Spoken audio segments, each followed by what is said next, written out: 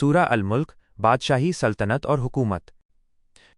بڑی بابرکت ہے وہ ذات جس کے ہاتھ میں ساری بادشاہی ہے اور وہ ہر چیز پر قدرت رکھنے والا ہے، جس نے موت اور زندگی کو پیدا کیا تاکہ تمہیں آزمائے کہ تم میں سے کون عمل میں بہتر ہے، اور وہ غالب، بہت بخشنے والا ہے۔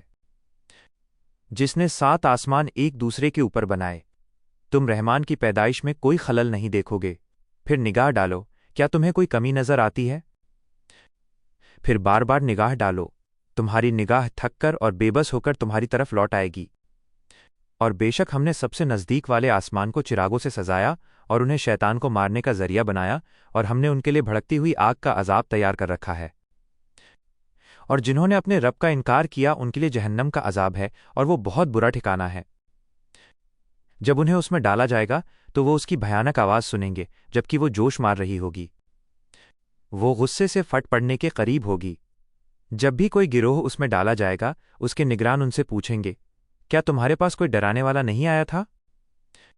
وہ کہیں گے، کیوں نہیں، ہمارے پاس ڈرانے والا آیا تھا، لیکن ہم نے اسے جھٹلا دیا اور کہا کہ اللہ نے کچھ بھی نازل نہیں کیا، تم تو بڑی گمراہی میں پڑے ہوئے ہو۔ اور وہ کہیں گے، اگر ہم سنتے یا سمجھتے ہوتے تو آج ہم دوزخ والوں میں نہ ہوتے۔ اس طرح وہ اپنے گناہ کا اقرار کریں گے، تو دوزخ والوں کے لیے دور ہو جانا ہے۔ بے شک جو لوگ اپنے رب سے بنا دیکھے ڈرتے ہیں ان کے لیے مغفرت اور بہت بڑا اجر ہے۔ اور تم اپنی بات چھپا کر کہو یا اونچی آواز میں کہو، وہ تو دلوں کے راز تک جانتا ہے۔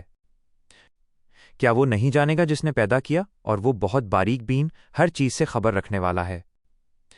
وہی ہے جس نے تمہارے لیے زمین کو نرم اور آسان بنایا، اس لیے اس کے راستوں میں چلو اور اس کے دیے ہوئے رزق میں سے کھاؤ، اور اسی کی طرف دوبارہ اٹھ کر جانا ہے۔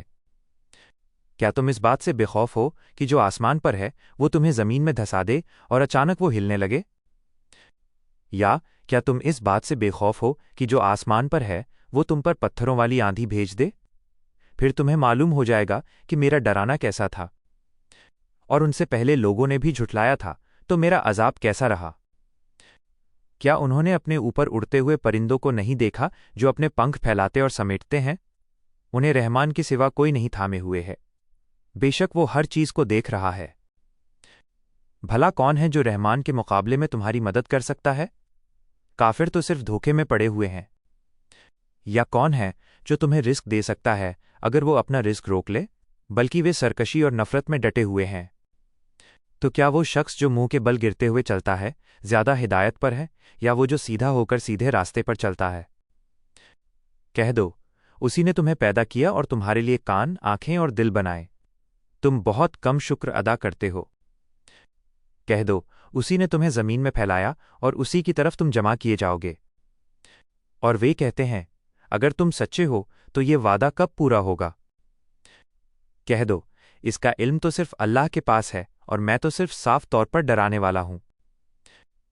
پھر جب وہ اسے قریب دیکھیں گے تو کافروں کے چہرے بگڑ جائیں گے اور ان سے کہا جائے گا، یہی ہے جسے تم جلدی مانگا کرتے تھے۔ کہہ دو، بھلا تم نے دیکھا، اگر اللہ مجھے اور ہمارے ساتھیوں کو ہلاک کر دے یا ہم پر رحم کرے تو کافروں کو دردناک عذاب سے کون بچائے گا؟ کہہ دو، وہی رحمان ہے، ہم اسی پر ایمان لائے اور اسی پر بھروسہ کیا، تو جلد ہی تمہیں معلوم ہو جائے گا کہ کھلی گمراہی میں کون ہے۔ کہہ دو، بھلا تم نے دیکھا، اگر تمہارا پانی زمین میں اتر جائے تو کون ہے جو تمہارے لیے بہتا ہوا پانی لے آئے گا؟